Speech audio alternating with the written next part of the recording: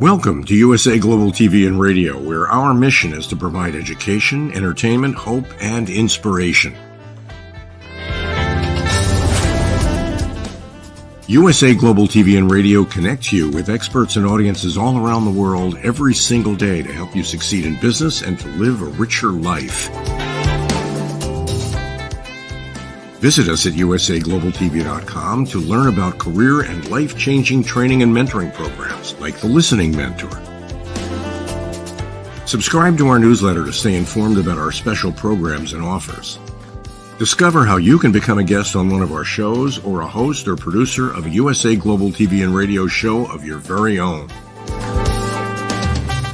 That's USA Global TV and Radio, where the doctor is always in.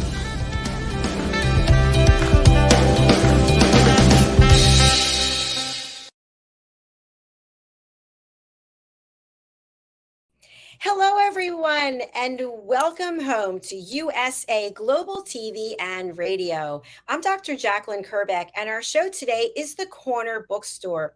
For today and today only, we are at a special time. Normally, this would be the film and music show slot, so we will be returning next week at the same time as usual, 1 hour before. The star and host of our show today is Mr. Red O'Loughlin, and he will be taking over this role for the first Thursday of every month. Diane Floyd-Babe will be returning for the other Thursdays in the month. Let's welcome Red. If you haven't met him before, you need to do so. Go over to his website, redolaughlin.com, go to his LinkedIn, Red O'Loughlin, and connect with him. He is an Amazon #1 best-selling author. He is a publisher. He is a veteran. Thank you so much for your service to Red and to all the vets who are out there. He also is someone who knows and understands longevity and what it takes to have a healthy lifestyle. He is a TV show host here, obviously, and a radio show host. He's one of our expert presenters on Talking Heads, and he's also one of our elevated listeners, among many other things. Let's welcome Red to our show, and then we'll welcome back Doug Lawrence. Hi, Red. Welcome. Howdy, y'all. Just another wonderful opportunity to be here in TV land with USA Global TV and Radio Network. I really appreciate the opportunity for the first Thursday of every month.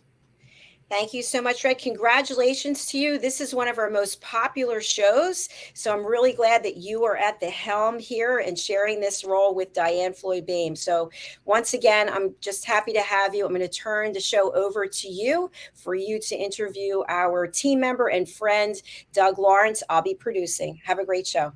Thank you very much, Dr. JACALYN. Really appreciate that. I think Dr. JACALYN covered most things. I'm a writer, have been forever and ever and ever. I have almost 1,000 original content articles on LinkedIn, about 1,500 on my blog website. I write almost every single day. My primary focus is health and wellness. I research the human body at the cellular level. Chemically speaking, I look for cause and effect relationships. That's what I write about. That's what I speak about. And I help authors with their books, publishing, and some other things. So that's briefly about me. Everything else that you would want to know, just give me a buzz on my phone or send me an email. I've been more than happy to open a conversation with you. Doug Lawrence, I met several months ago as a person of interest here on USA Global TV and Radio Network. And then we've had other occasions when we're on together with other shows. And Doug has a book, and this Corner Bookstore is the place to tell the world about it. So Doug, please join me here, and let's get started with you. Well, hello, Red. How are you doing? It's been a while. Exceptionally well, as always. That's good. That's good. Yeah, it's. I appreciate this opportunity to be able to talk a bit more about the book I've written, and we'll see, kind of see where the conversation goes from there. Okay, why don't you tell us a little bit about Doug Lawrence before you were an author? What was your life like way back when? Oh my gosh.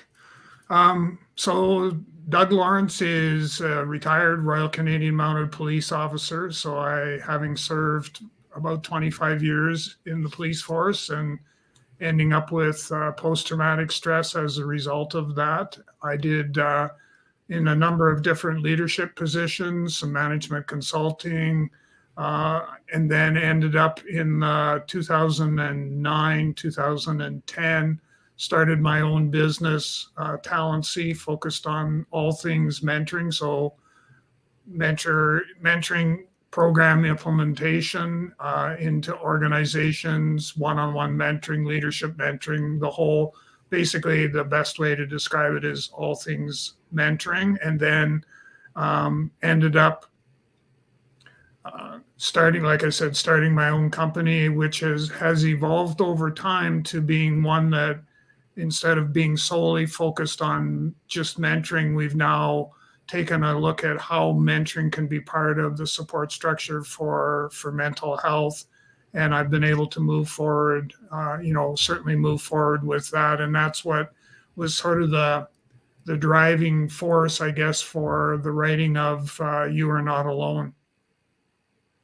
Well, tell us a little bit about what your interests were in reading and those kinds of things way back when. Obviously, most authors that I've ever met are incredible readers. And when I first started looking at, well, how did they introduce this topic, or how do they start a sentence, right? I started paying more attention to the mechanics of other authors. So I'm guessing that you probably have similar interests, that you have some kinds of genres that you love to read, and you just kind of lose yourself sometimes in those books. I do. And actually, I do have a couple authors that I gravitate towards. Ken Blanchard is definitely one. And I remember I took 2 or 3 of his books one time on a holiday. I went to Mexico for a holiday, and I remember I thought, oh, gosh, Doug, you're only going to get through one of these books. And I can't remember if I had 2 or 3 books, but in less than the first week, I went through and I read them all. And what I found was that what really intrigued me about his writing style was the fact that he told a story, and that you just kept turning the pages because you wanted to find out, how does this story end? And is it something I can relate to or equate to, that it draws me into sort of, going along with him on his story or his journey that he's talking about. Interesting. I had one book I was reading one night in bed, long time ago, and all of a sudden the alarm went off. It was the alarm to get out of bed to go to work. Somehow I had managed to read all throughout the whole. I never really realized it was throughout the whole night. I was just so captured by that book. Nowadays, I use 15 minutes of reading in lieu of maybe a 7 or 8 or 9 minute nap. And I find that reading, depending on what I'm reading, can be very, very relaxing. It just takes your mind away from everything. And so, well, tell us a little bit about your writing history. When did you develop a proficiency to write, just in general, and then we'll get into your book? How I got started writing was one of my colleagues that I went through RCMP training with. We were actually in the same troop as when we went through training, and he used to write these little motivational statements that he would send to his children every morning, and he called it Notes from Papa. And he ended up, he went through a process where he actually combined all of those notes from Papa, and he wrote, in essence, wrote a book and self-published and moved forward with that. And he and I were having a conversation virtually one day, and he said, Doug, you need to write a book. And I went, no, that's not anything in my wheelhouse. I said, tell me how you went through all that. And so he told the story of how he went through and had hired a ghostwriter and did all that sort of stuff. And he said, with everything that you do, and I've been publishing a lot of articles on my blog site, and I forget how many there were, but there was lots. And he said, why don't you contact this ghostwriter and see if, she'll help you pull together all this material, and you too can publish a book and get it out there and sort of see. And that was The Gift of Mentoring, was the book that I went down that path to get it going.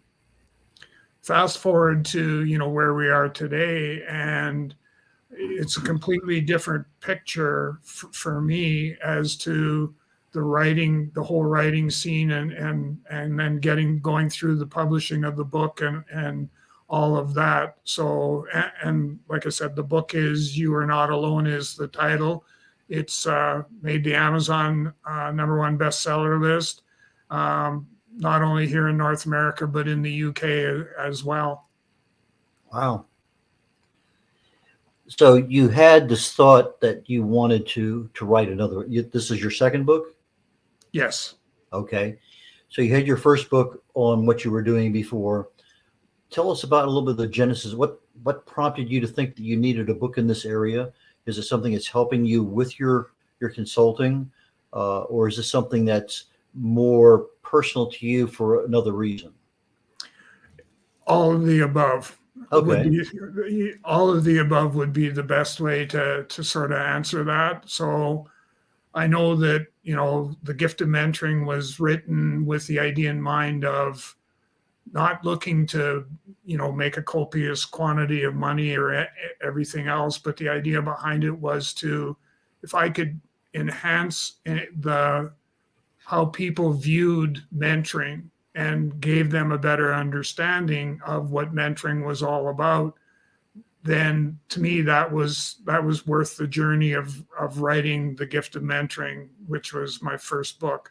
And so, looking at it from that perspective, it was to be able to get that message out. I remember I spoke at a conference, and I think I took 12 or 15 copies of the book, and I gave all of them away because I did my speaking opportunity. I presented and told some stories, and I remember saying to the people that I said, "I'm so sorry, I didn't realize that there would be such an interest in wanting a copy of the book, but here's what I'm going to do." And what I had done was, at the end of my talk, at my presentation, I would meet whoever made it to the lobby first, and I would give, first come, first serve for a copy of the book. And that's kind of what they did. And I got mobbed for my short time of fame, where, there was probably 20 or 30 people all vying for a copy of the book. And it was, what I found that was interesting was a lot of people said, and this is something I hear quite often, is that I saw myself in your story. And so, and now I can relate to how I may want to deal with things a little bit differently. So that was, sort of the story with, The Gift of Mentoring. Okay. With You Are Not Alone, what audience did you have in mind when you started saying, I really need to share this with somebody? So you're writing to a particular group of people. Tell us about how you kind of figured out who that group is and how you're trying to add value to it. So, the group itself it was both books actually sort of traveled much the same journey. And in both cases, I was asked by people that were that were interested in what I had been writing before, and so what they basically said is, you need to write a book about this.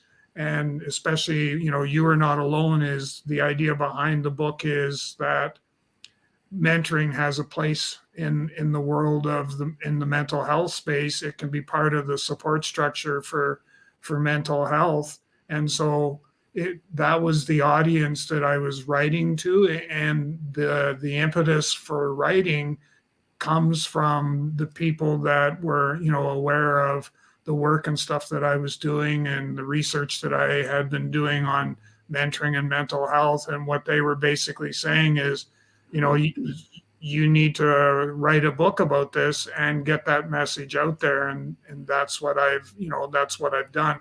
What's interesting is that, and I know it in just more recently, but I'm gearing up to do a session with the psychiatric nurses. And part of the reason that I'm being asked to do that is a couple people purchased copies of the book and have gone through and read it and said, we need to bring you in and get you in front of our faculty so that, they get a deeper, more appreciative understanding of mentoring and mental health, and how we need to actually have a mentoring program in our organization, and one that is a combination of mentoring, but also mentoring and mental health, and how that's going to help us make a difference. And so what it's done for me with the book is that it's heightened the awareness.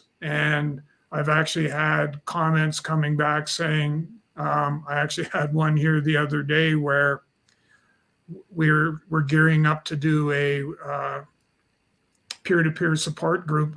Actually, tonight is when it's supposed to take place, and my co-facilitator has, said, I've got a couple copies of your book, and I've been farming them out to people who I feel can benefit from, your story, your message. And I found that to be very reassuring that I made the right choice going down this path, number one, I guess. But number two is that, there is actually a place for, for mentoring and mental health. It sounds like the book is more for caregivers than for self improvement. Is that a fair statement? It does fit in for both.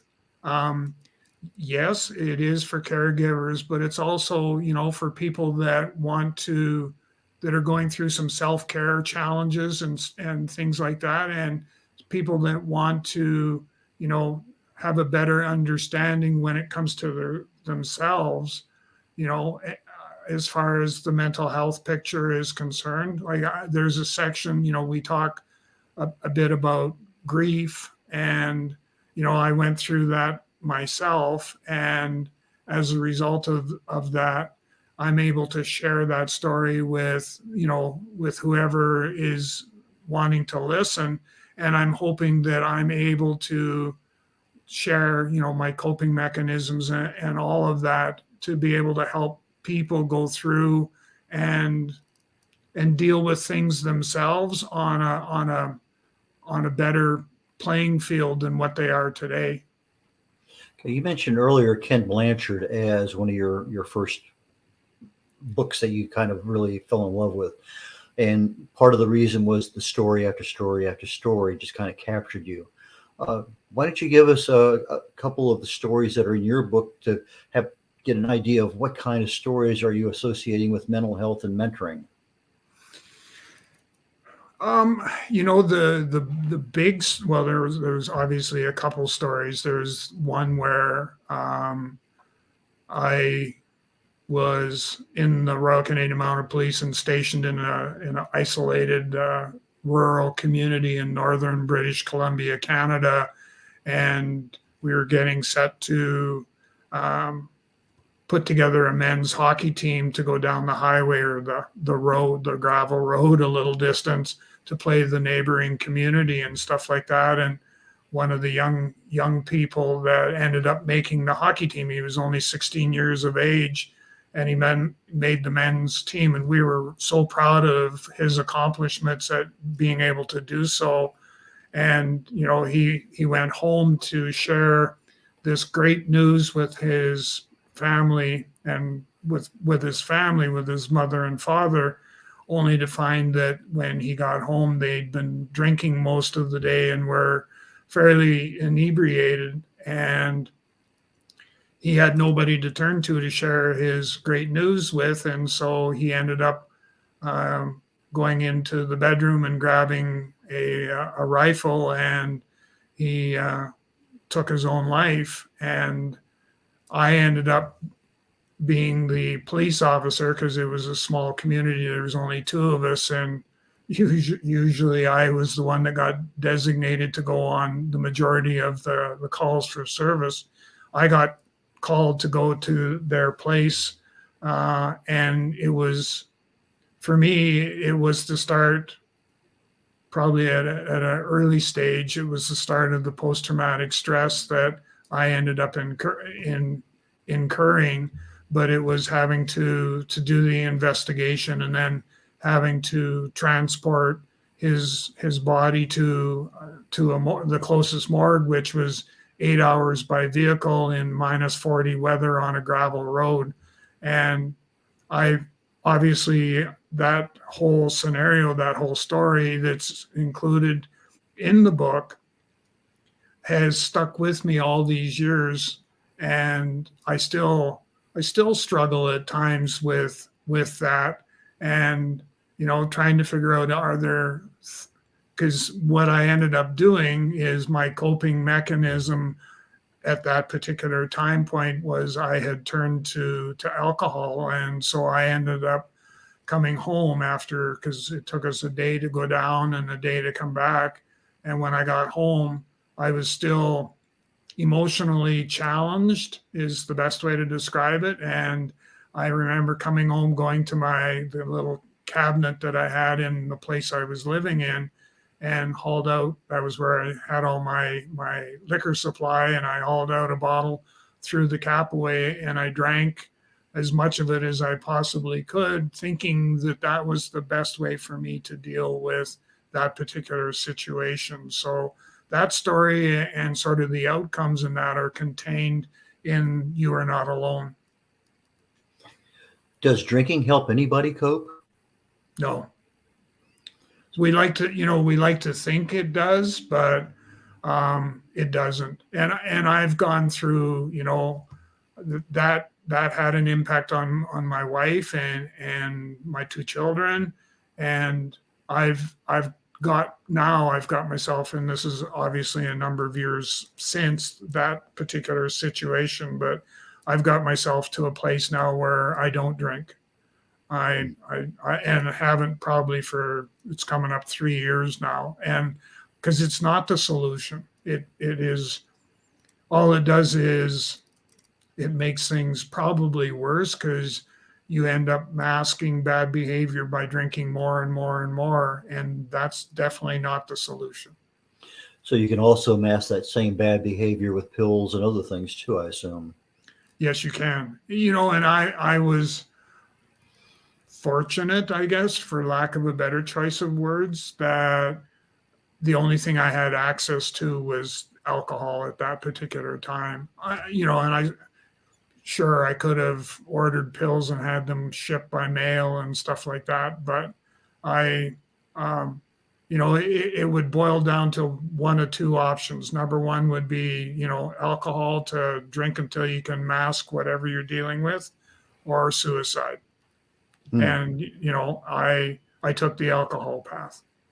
So I'm guessing that's probably the genesis of a lot of prescription drug addictions too, is that it's there, it kind of covers something up. And then when you have a real traumatic event, then you say, oh, I'll just go back, just like you go back for alcohol.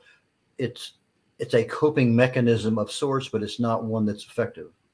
No, it's definitely not. And yes, you're absolutely correct. It is a coping mechanism, because, you take a look at what are some of the things that I can do to maybe mitigate or lessen the situation. And, you've got alcohol, you've got drugs, you've got, all of those things. And then ultimately you end up at that really dark place where, suicide becomes the option that you're left with. And, it's the biggest thing, one of the best coping mechanisms that people need to understand that works the best is just talking with somebody. So, have that circle of friends, have that mentor who can, kind of stand beside you and be there to support you. But it's being able to find somebody that can listen and hear and who's non-judgmental. That's your best possible coping mechanism that you could ever have. Nowadays with Zoom and other StreamYard, et cetera, you don't have to actually be in the same country to have a mentor that can help you. I know a lot of people use books and videos and other things to help them as if those people were mentors, just as you with Ken Blanchard there, you're just absorbing information. But you need that exchange, you need the trust, you need several things there, not just having a mentor, but you need somebody that's going to be not necessarily accountable per se, but semi-accountable. Is that a fair statement? Yeah, it is. I'm glad you brought that up, because the whole trust aspect of it is so important. You need to be able to build that, that relationship that's premised on trust, and confidentiality is another key thing. But what I typically do, and I think back to, I was doing a virtual mentoring session with a new mentee, or a new person that needed to be mentored, and I don't know what intuition, call it what you want, but I knew that there was something more there. So I shared my story about having to, dealing with post-traumatic stress, and then, the aspect of dealing with grief, and how grief, having lost my wife to cancer in 2021, I was, dealing with grief and all of those things. And as I opened up and shared more and more, I could see the walls come down with this, with my new mentee. And before I know it, this individual is starting to share their challenges, certainly from a mental health perspective. And what it did for the both of us was we were able to work together to customize the mentoring that needed to take place for her, both on a personal, but just as much on a professional, on a career development aspect. So it was what it helped demonstrate was that if you build that level of trust, those walls will come down, and it's going to, as a mentor, it's going to enable you to be able to create that deeper, richer mentoring experience. Okay, you mentioned death of a spouse. Obviously, that's a very big item. But when you mentioned the kid that was in the hockey thing, he came home to share his joy, and he was unable to do that. That seems like two totally different ends of the spectrum. Yet we see a lot of teenagers who commit suicide, and you ask yourself why. And I'm guessing that the stress levels that we just take for granted sometimes are really big things to people who don't have that experience. So I know that when I talk about stress and write about it, it's not the stress that happens to you, it's what you reach out there and grab a hold of and you won't let go. And when you're looking at the from a mentoring perspective or from an educational or awareness perspective, sharing your story, maybe sometimes it might be, well, I didn't have a death of a spouse, I just lost a job. How do you give some level of relevancy from one loss of something or one traumatic impact of something? I'm sure you probably have a lot of stories of people or people or things that you've been through yourself. Obviously, that one with the teenager and the hockey is, it just gave me an ill feeling. I just can't imagine doing that. But people have to do that whether they want to or not. It's just part of life. But tell us how you work that different spectrum of different levels of stress. So another example, and we've kind of talked our way through it, and sometimes that's the most important thing is, number one, being able to listen and hear and be non-judgmental, but number two is to be able to listen and hear and kind of get a sense of where the person is, and then begin a conversation, one that's premised on trust and confidentiality, to kind of together work your way through. Because one of my mantras, if you want to call it that, is that I tell people I'll never leave you on the island by yourself. And so I'm going to go on this journey with you and help you get through all of that. And so,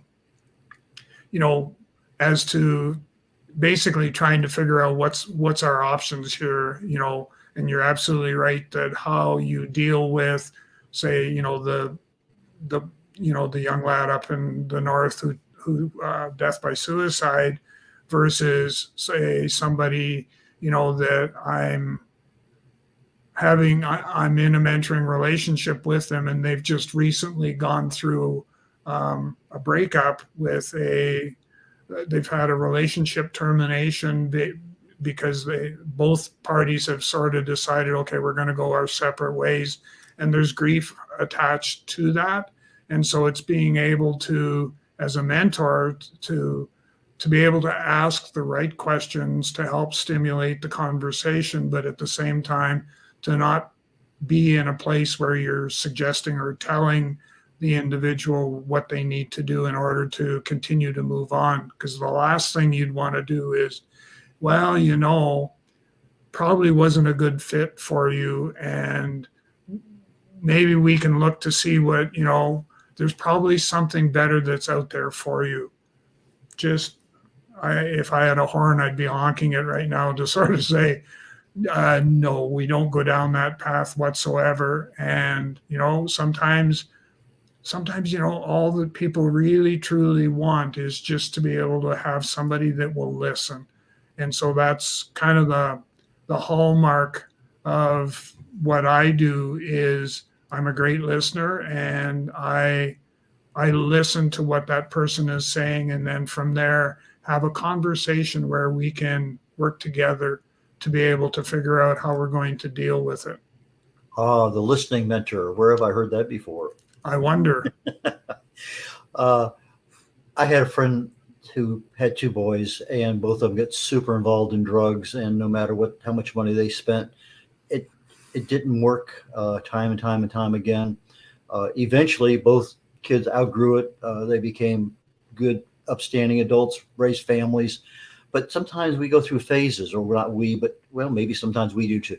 But how do you tell somebody? It just sounds like a phase to me that they're going through rebellion. Sure, at the teenage level, I'm sure there's just so many things out there with peer pressure and other, technology issues, and there's just a lot of stuff out there. How do you keep up to date with this kind of stuff? Well, you definitely have to be plugged into what's going on for sure. Is it, university students who are dealing with the stress of assignments and getting things done, and, having pressure sometimes from home to, it's kind of one of the adages was, oh, Mom, Dad, look, I got 98% on this paper I wrote, and Dad turning around and saying, and where's the other 2%? So it's that sort of mentality that you want to be in a place where you can, help people work their way through that and be able to help them deal with it. So, and it's, that's just one example of something that you could, come up with. So it's being able to, I know how I go through that approach is I go through it from the aspect of I need to understand what the root cause of the behavior is. And then from there, we can formulate some questions we're going to ask to help stimulate a conversation. And I need to know kind of when to button up and listen, and when it's appropriate for me to maybe share a lived experience. And that's not so much me saying this is the way that I did it, so therefore you should go forth and do it that way, but it's sharing a lived experience and maybe framing it at the end with a question like, I wonder what would have happened if we would have done this, or I wonder what would have happened if we would have done this or this or this, and not framing it as I wonder what would happen if you did this, but making it more of a collaborative approach versus a singular approach, and that will work a lot better. Yeah, it's interesting. I wasn't aware of it. I heard something the other day on TV about one of the newest addictions is cell phones. That people just can't put them down. Not that that's a traumatic event or maybe stress-inducing, I guess, if you get emotionally involved in what you're seeing, reading, watching, whatever it may happen to be. But I'm guessing there's probably some level of continual education that you have to do to keep up to date with not only what are the latest things that people have problems with, but are there better ways of communicating and listening? Yeah, definitely. I do a lot of reading, a lot of research, and around the whole topic of, and being mindful, I guess, of what's topical as well. But lots of research around and staying plugged into sort of the heartbeat of mentoring. So because it's changing and evolving as time goes on, and I need to be sort of on at the forefront to be able to sort of say these are some procedures and concepts that I'm starting to see a shift. It's like us taking a look at having this conversation today about the aspect of mentoring and mental health. Is that there was a time a year ago where that was not even on the radar screen for somebody to be talking about mentoring and mental health, and it's becoming, as I look at the research that's now out there and how people are starting to see that there is a lot of value in having we'll call him or her a mental health mentor, that having that in place is really important. And it's what it's going to do is it's going to bridge the gap between when I have my meeting with my psychologist to when I have my next meeting with my psychologist, which typically would probably span a 3 to 4, maybe even 6 months before I can get back on their calendar and get seen. And if I have my trusted mentor that I can go to, if nothing else, just to listen to what I'm experiencing, then that's a good thing. Okay, Doug, we're getting toward the end here. I'd like to give you a couple minutes where you can market, who your book is for, how do people get in touch with you, who's an ideal client that, you mentioned some different kinds of mental health nurses and other things. So why don't you give us a little bit of rundown of who would really benefit from the book? How do they get in touch with you? Who would you like to talk with, both from a mentoring and from a book perspective? So certainly from, who I want to talk to is anybody that feels that they could use, a mentor, whether it be in a work environment or whether it's from a mental health perspective. So please, feel free to, reach out to me, and that can happen a number of ways. But if you want to reach out to me, you can come through my website, www.TalentC, so the word talent with the C on the end.ca, and go to the contact page and reach out to me that way. You can also connect with me on LinkedIn and just search on my name, Doug Lawrence. I'm relatively active, and you shouldn't have much of a problem in locating me, and just, direct message me, and we can set up a time to have a conversation and go from there. And then probably the best possible way, probably for both of us, is if you are to send an email message to me, and my email is doug.lawrence, so that's doug.lawrence at TalentC, so the word talent with the C on the end.ca. And if you send that off to me, I'll get back to you definitely as quickly as I possibly can. And we can set up a time to chat and kind of go from there as to, what our next steps would be in that particular case. And for those of you who are interested in acquiring a copy of You Are Not Alone, the book is available on Amazon, on amazon.ca and .com. And please feel free to go ahead and pick up your copy of the book. And I welcome hearing your comments and feedback on the book. Just as an insider's tip, there's another book coming, and it's going to be just as good. I did a little bit of research on trying to find Doug Lawrence before the show, and there are a lot of Doug Lawrences out there. So I did Doug Lawrence Canada because I knew you were there and you popped up, but I'm just looking at your LinkedIn site and it's Doug Lawrence International Mentor. Yeah. So between Canada and International Mentor, you should be able to do a digital search and find Doug. And Doug, I really truly appreciate the time that you spent today with us here on the USA Global TV and Radio Network. Well, thank you so much for the opportunity. This has been great. Now, I look forward to us joining again on a future show, whether it's another one with your next book or whatever it may happen to be. So take care, enjoy, and I look forward to our next conversation. Take care. And this is Red O'Loughlin on the Corner Bookstore, my first inaugural event here, the first Thursday of every month. And literally here in 20 minutes, I will be on The Wise Ones, again on the USA Global TV and Radio Network. And following that immediately, 20 minutes later, 20 minutes later, we'll be Talking Heads. So I have 2 shows coming up, and please join us. You can always find the shows archived on YouTube. And I thank you very, very much for your time today. Take care. Bye.